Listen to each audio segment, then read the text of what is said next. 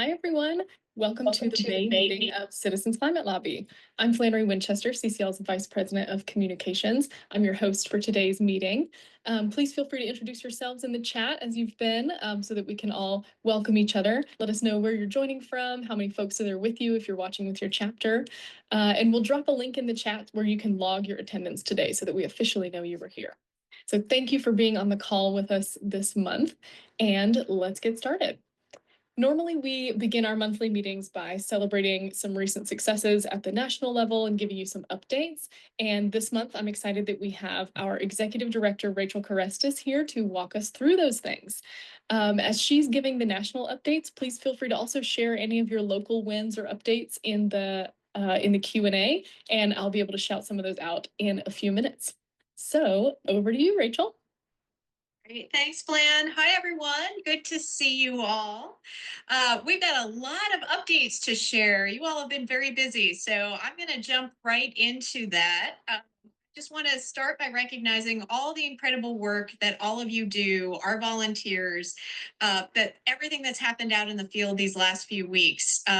In the month of April alone, we have had 54 drop-offs or meetings or town hall interactions with members of Congress while they were home in the district, with more still being scheduled throughout the next week or so. It's so important for members of Congress to hear from real people in their own communities. So thank you all for making all of those interactions happen. But that's not all.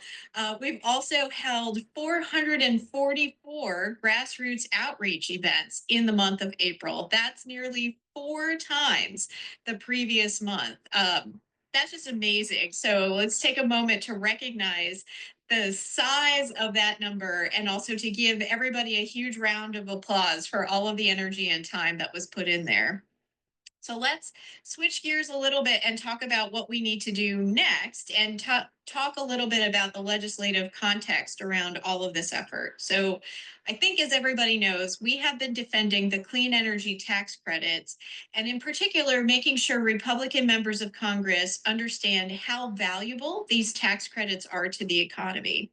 These tax credits have been attracting huge investments and driving job creation around the country, but especially in Republican districts. So at a lot of these grassroots outreach events, you all were gathering constituent letters on that very topic if you were in a Republican district, or you were gathering letters on permitting reform if you were in a Democratic district. And then the drop-offs and meetings delivered those messages directly to the offices.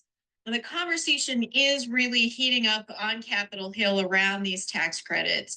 On May 1st, we saw a new support letter from 26 House Republicans, as well as an opposition letter from 38 Republicans. We launched a new Right to Congress action around this, which will take some time to do later on this call if you haven't already. But basically, these last few weeks have been a critical time when committees in the House have been drafting their portions of the budget reconciliation bill. And we're starting to come to the end of that period of time. In fact, just last night, Friday night, the House Ways and Means Committee announced that they are going to mark up and vote on their portion of the reconciliation bill this Tuesday. So now, for everybody's recollection, the Ways and Means Committee is the one that has the jurisdiction over these clean energy tax credits that we've all been working so hard to defend. So last night, they did release some placeholder text with parts of their priorities, but it was incomplete.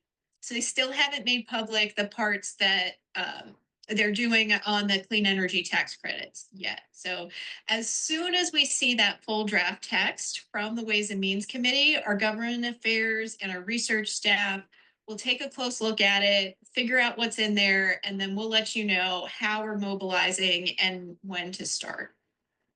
What we're hoping to see is that all of those efforts that I described above to defend the tax credits have really stopped them from being repealed outright. That's what we're looking for. That would be a huge win on our defense.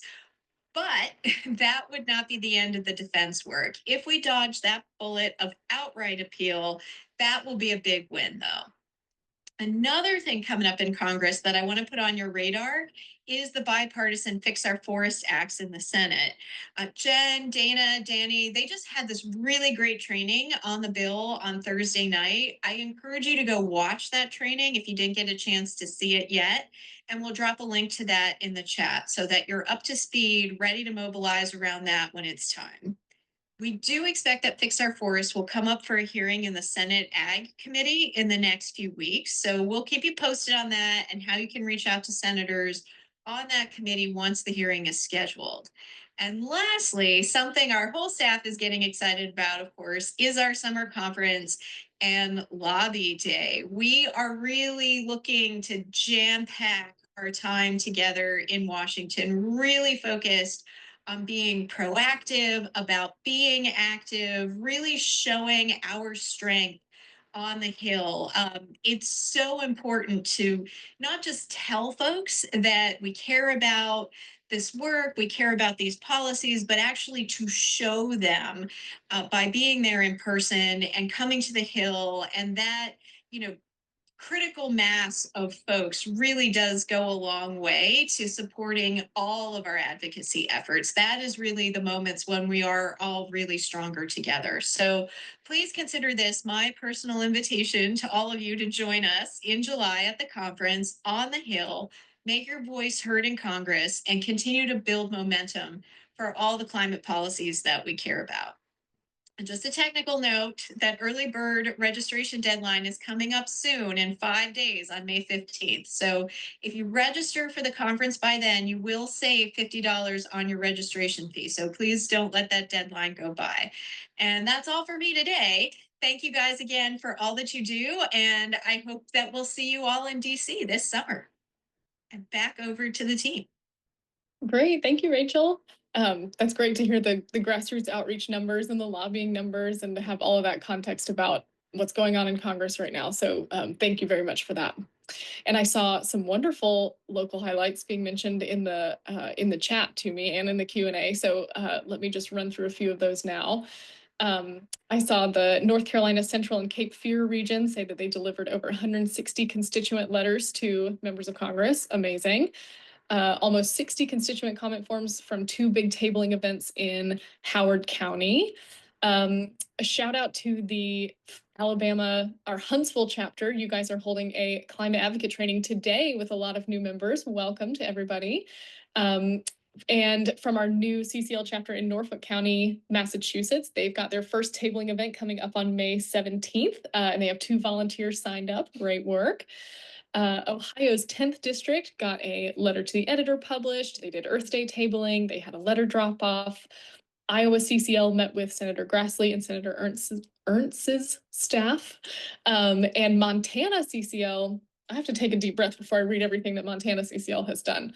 They had 11 drop-offs to their members of Congress in 5 cities with over 100 handwritten note cards and 3 letters from grass tops people. So this city mayor, a group of county commissioners. They also delivered a media package of the LTEs and op-eds they've gotten published. One volunteer got 53 note cards when they were tabling. And then specifically the Flathead Valley chapter held an Earth Day Expo where they had over 500 people in attendance. So Montana, holding down out there.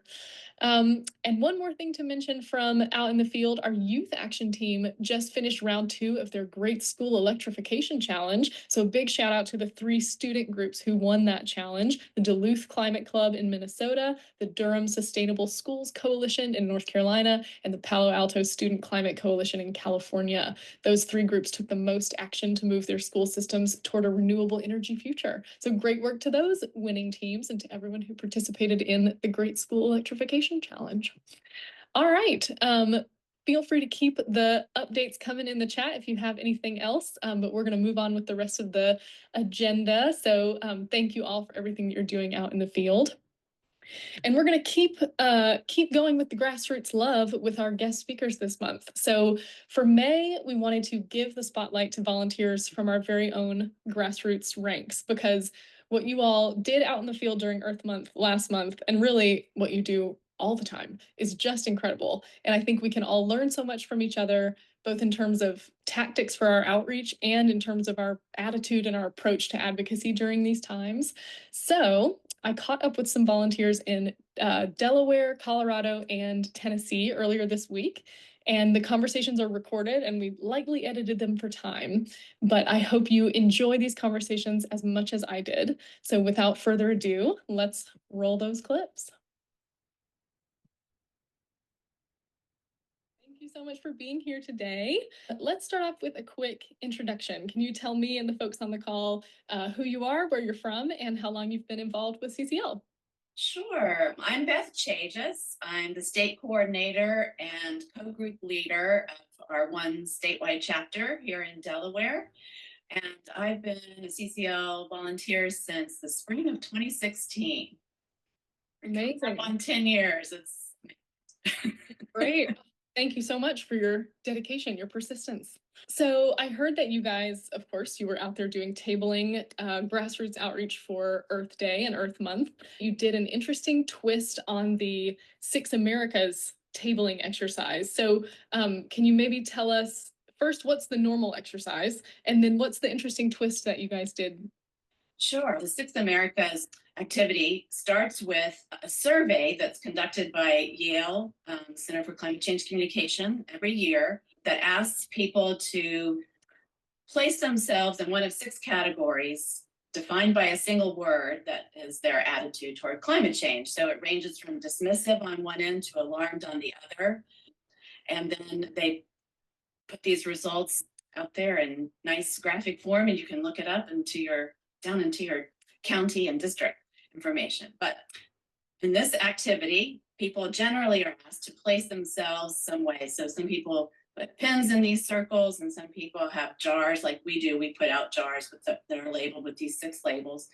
And generally, people are asked to say what they feel about climate change. But we started to think about how it might open the conversation up in a different way if we change the question to, what do you think other Americans, how they responded to this survey? And so I have to give credit where credit is due for this idea to one of our liaisons, Marty Hopkins, who's our liaison with our Senator Chris Coons, for coming up with this idea. And at first we kind of just struggled to redefine the question for people, but this year we got someone who was a little proficient in Photoshop to actually change the label on it for us. So we didn't have to struggle with that as much.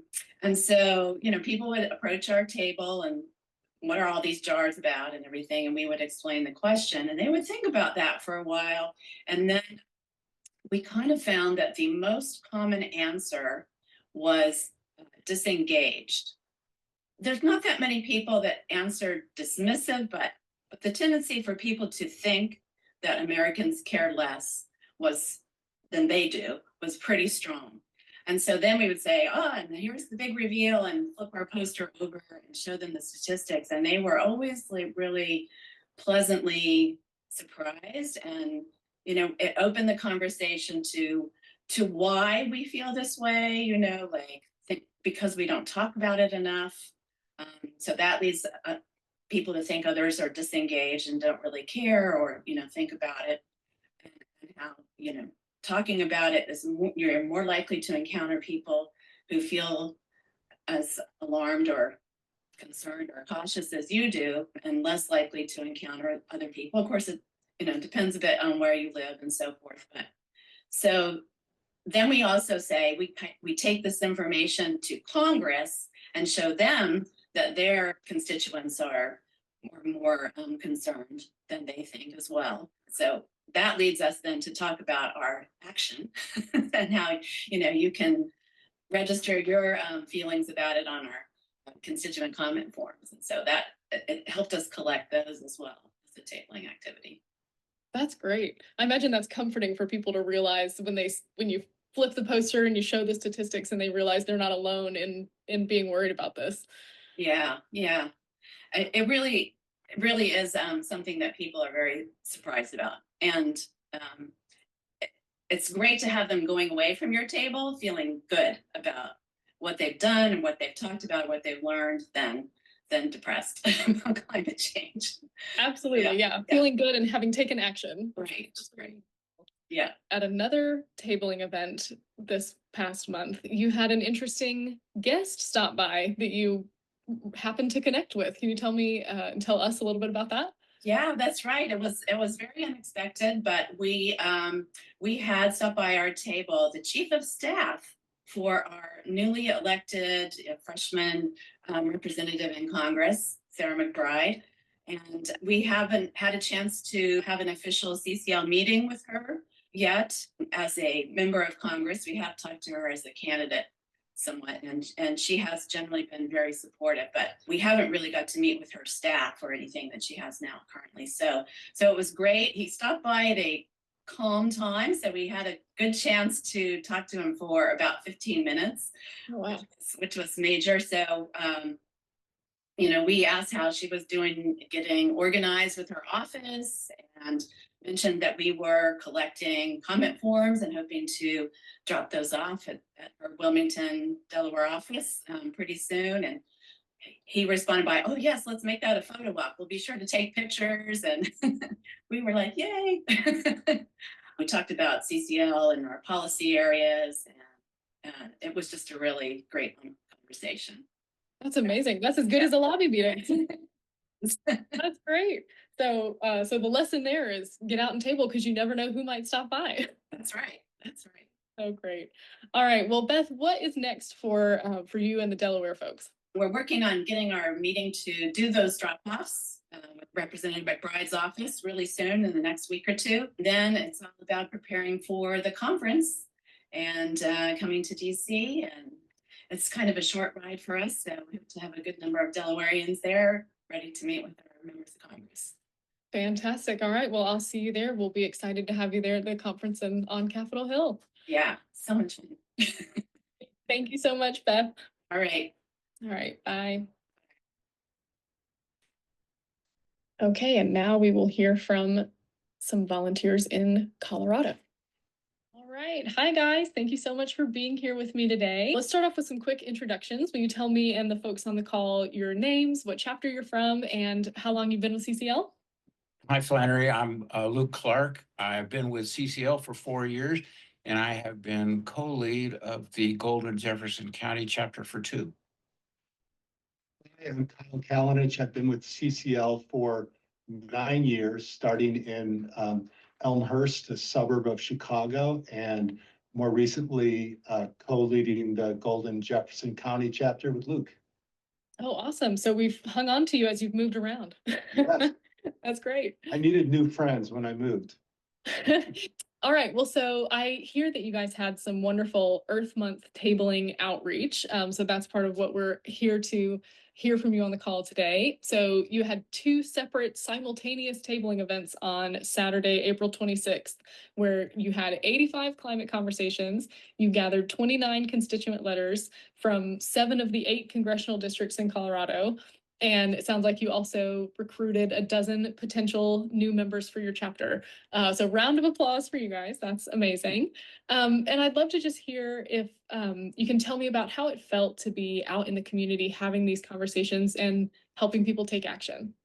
The skills we developed was how to divide and conquer as a chapter, something we hadn't done for 2 events in the same day. And it worked out beautifully with good organization from our tabling leader, Donna Bernstein. And it felt incredible. There's stress in getting organized, setting up the display, being on time, feeling like you have the resources out there. But then once the event starts, there's so much great energy, both from our volunteers and from the community. It just takes off on a life of its own. Yeah. Is there anything else you want to say about what it takes to plan something like this and pull this off? A tabling event alone is a lot, but to have 2, that's a lot of coordination. Well, we're fortunate. Kyle mentioned Donna, and she's been doing it for us for a while. And we're in an area where we have these recurring events. So we ended up doing a total of 5 during Earth Month. And I was kind of proud of that. And as we've said, 2 on the one day. So there's a certain amount of muscle memory. You track the calendar, the registration and the deposits and the fees and everything have to be done in advance. After that, the logistics are pretty much the same. So the main thing is the people showing up, getting the volunteers. This year, they just knocked my socks off.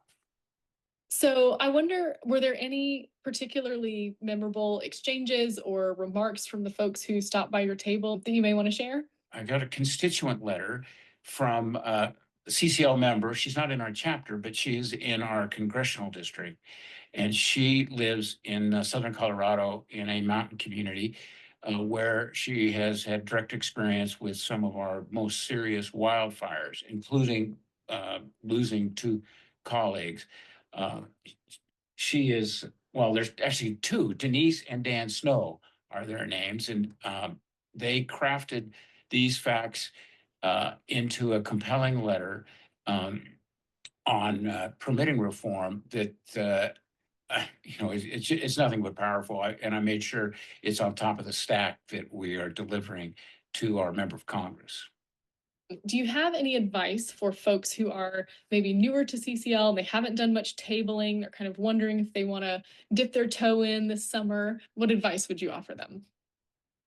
Well, don't be bashful. Sometimes you fear, you're going to run into, some denier or somebody who's there to pick an argument. That may happen. But I've been doing this for a few years, and the vast majority, well over 90% of the people that you talk to are very supportive and will. I can't tell you how many times I've heard, well, thank you for what you're doing. I heard it at least 10 times on the Saturday, the 26th. The passion and enthusiasm that volunteers bring is so infectious. And we learn from each other and lean into each other if we don't know something. So just show up is my advice. And I think that there's a lot to be gained from being a little bit unprotected, a little bit unsure of what's going to happen, but the experience itself ends up being so fruitful for everyone involved. Awesome. Yeah, that's that edge of your comfort zone. We try to push you out of it a little bit. All right, well, what's next for your chapter? Well, I'm urging our chapter members to register for the lobby days in July. I'm registered. I'll buy you a drink if I see you there. It's the best way to connect with the larger organization, Citizens Climate Lobby. You get to meet people from chapters all over the country. Kyle, will you be in DC with us? Do you know yet? Uncertain. Okay. All right. Well, I hope to see you there. I hope we have a good, strong presence from the Golden-Jefferson County chapter. Thank you guys both for everything that you're doing to lead your chapter and to have such a strong tabling presence and grassroots outreach presence all last month. Thank you, Right. Flannery. Thank you, Flannery. It's been a pleasure. Right. And next up, we will hear from some of our volunteers in Tennessee. Thank you guys so much for being here today. Let's start off with a little round of introductions. My name is Fred Lemay. I'm with the Middle Tennessee chapter of CCL. I live in Franklin, Tennessee, which is a suburb of Nashville. I've been with CCL since 2019. Curtis Baysinger. I, like Fred, have lived here in Middle Tennessee, and I'm the co-leader of the Middle Tennessee chapter with Fred and Frankie, who's on this call. And I've been with CCL about 5 years now. So. And I'm Frankie Fachilla, and I've been with CCL for a little over 10 years. I wanted to talk to y'all today to hear about a successful drop-off that you had at your member of Congress's in-district office just recently. So can you start off by telling me, how did you get this drop-off? Well, we've been meeting with Green's office in DC, his staff, since 2020. So we have a pretty good relationship with them. And actually a very good relationship. I think they're incredibly prompt. We will reach out to them. We always have informative, respectful meetings. So it's really a testament to CCL's core values. So we reached out to the DC staff to help us schedule the in-district staff. They were more than willing to do that. They set the meeting up, and we were immediately contacted by the local in-district staff. It was the assistant deputies of staff. And he paralleled the responsiveness that we experienced from Green staff in DC. And I think that set the tone of the meeting, because sometimes if you're dealing with somebody new in district, there can be some tension or some concern or some anxiety, and you've got to reestablish a relationship. But I felt like this time the relationship was kind of continual, because it did parallel the relationship we have with Green staff in DC. So I think that worked well. Yeah, that makes sense. It's always helpful for when they hear that a climate group is coming in, especially if it's a Republican office. It's good to know that we're not coming to yell at them. We're coming to have a respectful conversation and find where we have some common ground. All right. Well, so how did the drop off go? What did you bring with you? How did they react to your message? We had 4 of us attend, which was great. The 3 of us on this call and an additional person by the name of Al Weiserson. The second we showed up, the district manager for the office came out, greeted us, took us into their conference room, and immediately tried to ply us with food and drink. So it was great. And then he brought, not only was he prepared to take notes, but his intern was as well. We brought him 8 handwritten letters, and somewhere on the order of 35 other, both ones we picked up during our tabling event during Earth Day, and the ones that others had printed and signed themselves and had sent to us through the mail. And the guy who got them, I mean, he said, I've been working for Representative Green now for 6.5 years, and I've never seen anything like this.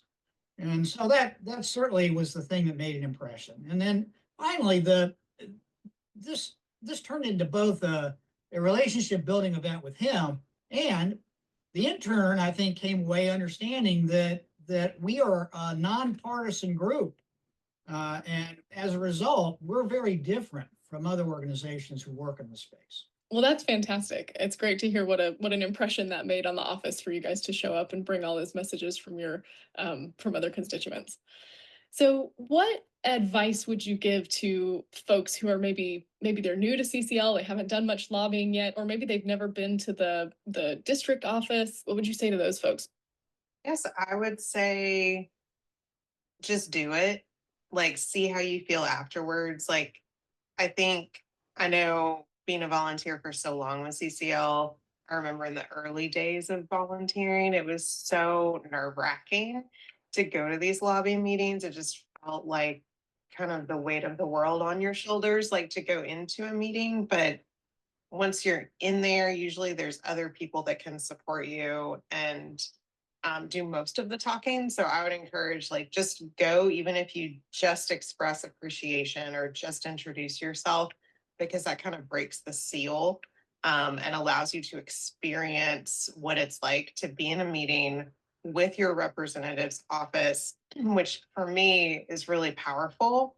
And it still trips me up. I mean, as the political environment, heats up and there's just so much division and stress around politics for all of us. I think even as a seasoned volunteer, as Fred and Curtis can attest, I kind of freak out sometimes and I'm like, oh my gosh, I don't know if I can do this. I don't know that I can just show up and talk about this when there's all this other stuff going on. But one thing I love about CCL is the ability to kind of keep you focused and on point and on message, so that we're hopefully really making movement with these relationships with these offices, no matter what's going on in the broader political world. So I have found it very healing and very empowering to do these meetings. And so I would just encourage you to try it. Oh, what a great message. Thank you, Frankie. All right, well, what's next for your chapter? We did tabling at our Earth Day event in Nashville, Centennial Park. And we got about 30 new members to sign up. So we're going to have a new member orientation to go through CCL mission and core values and community and a little bit about where our priorities are for 2025. And in the following Saturday, we're going to do it in person in Nashville. So that's what's coming up immediately from the chapter. Awesome. All right. Yeah, that's a great reminder that after Earth Day, there's a bunch of new folks who are ready to get plugged in, and we need to help them get up to speed. Fantastic. Well, thank you all so much for sharing your story. Thanks for everything you've done out there in the field this spring, and we'll leave it there. Thank you. Thanks for all you do. Thanks for all you do. Absolutely, my pleasure. All right, so thank you again to all the volunteers who shared your stories here today. I know I'm feeling inspired and energized by your example. I hope everyone else is too. And if folks have any questions about the outreach activities they mentioned or connecting with your congressional office, feel free to drop those questions in the Q&A and we can point you to more resources and training to support you.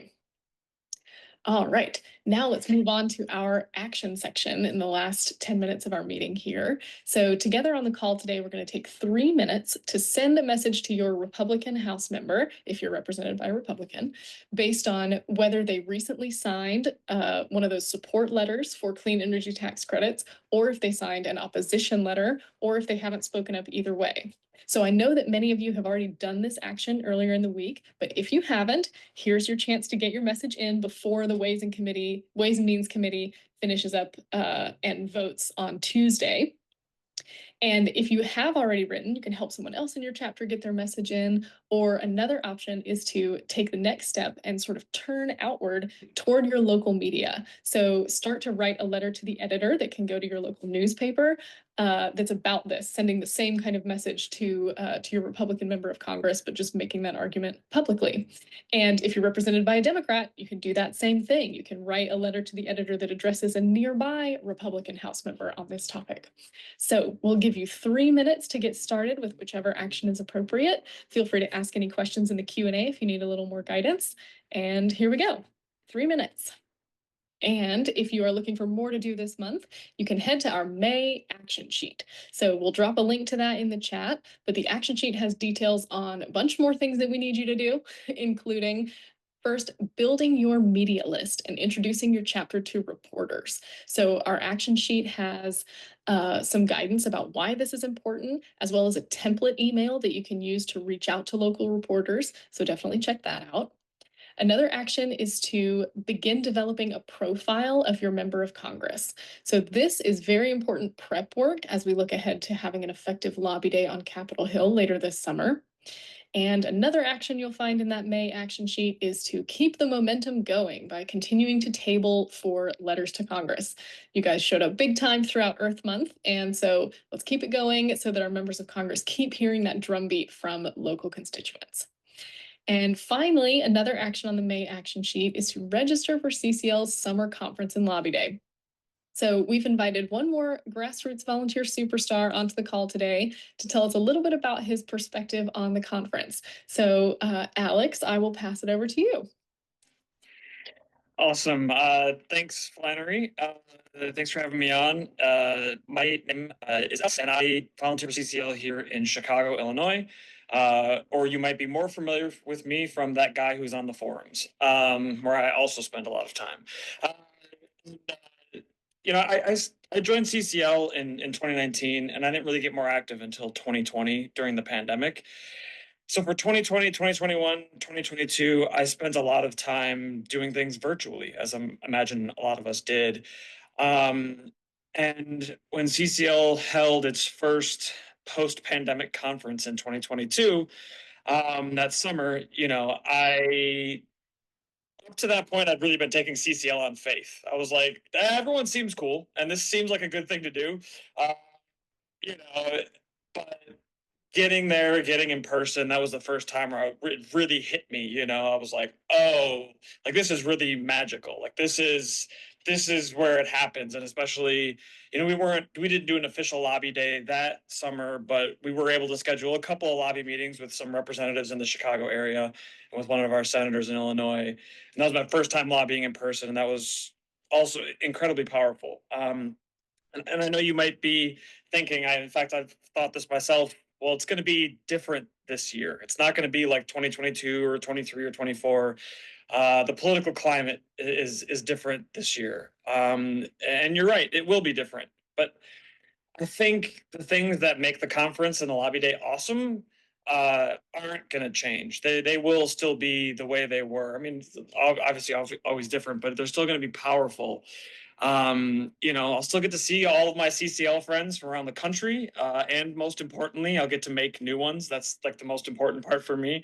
I still get to like physically be in Congress, like in the halls of Congress, in the office buildings, showing them and all the other members of Congress who I don't even meet with, but just see me that, I care about this, and that their job is to represent us and our interests. And then I'll still get to relax at the lobby day reception after a day of hard democracy work. There's a very funny photo of me asleep in a chair in the lobby of the Omni from last year because I worked a little too hard during lobby day. So, I think we could all feel that kind of polarism and tribalism are sort of like at a fever pitch. A couple of the other volunteers earlier on the call mentioned that as well. I have to stop myself more often from sort of making these kind of snap judgments, just based on what side did what. So, I can't really think of a more important time for me and for others, everyday people just going to Congress, very respectfully, having some conversations with both parties, and really actively engaging in our democracy. I've said to a lot of people that I care about our democracy over the last 6 months, but I think nothing really proves it more for me than to get on a Amtrak train from Chicago and head to DC and do the conference and do the lobby day. So if you haven't been before, it's awesome. If you've been before, you know how powerful it can be, going into a house, office building, cafeteria, and just the place is just mobbed with CC, very polite, but mobbed with CCL volunteers. It's the most polite mob you've ever seen in your entire life. And you can't even get a seat sometimes because there's so many CCL volunteers. Seeing the new staffers on the Hill walk around like, what the heck is going on here? Who are all these people? And why are they all smiling and saying hi to me? And I think for me, what I'm thinking about this year, I think about that, and then I imagine how much more powerful it will be given the state of everything else going on politically and in the country. I think that'll be even more powerful. The fact that, we hear people saying things like, well, bipartisanship is dead and other environmental groups are giving up on federal policy. Like the fact that we're going to be there, I think is even more powerful than years past. And I am actually looking forward to this summer conference and lobby day even more than the past summer conferences and lobby days. And I will echo, I believe, what one of the earlier volunteers said, if you see me, I'll buy you a beer. Awesome. Thank you so much, Alex. I appreciate you sharing your perspective and all your years of dedication as a volunteer. And we neglected to say your role. You're the Illinois State Coordinator. So thank you so much for being here with us and for planning to be in DC. We'll see you there. Thank you for listening to this episode of Citizens Climate Lobby's training program. You can tune into more episodes anywhere podcasts are available. Inspired by what you heard today? Join Citizens Climate Lobby to advocate for bipartisan climate solutions. Go to community.citizensclimate.org to find more trainings, resources, your local chapter, national action teams, discussion forums, and more. Be sure to like our Facebook page and follow us on Twitter and Instagram @CitizensClimate. We also invite all of our listeners to subscribe to our YouTube channel for more inspiration. Like what you hear? Recommend us to your friends and make sure to give us a 5-star rating. It helps us show up on other listeners' feeds. Feel free to pass on any suggestions for future episodes in the comments as well. And together, we are creating the political will for a livable world.